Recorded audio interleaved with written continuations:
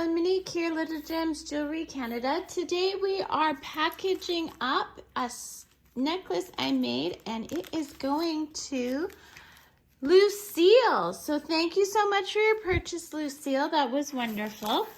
So when I pack an item, I always have these little bags. So I double check to make sure that my clasp works, because you'd hate to have the necklace go to a customer and the clasp not work.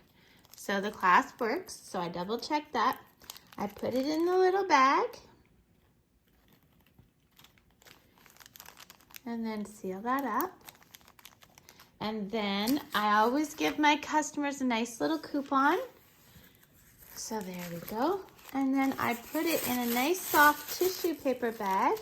I put the coupon in first and then the necklace. Get it all in there, just like so.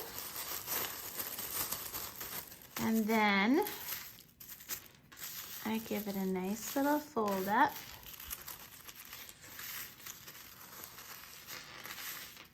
And then I put a little thank you sticker on it.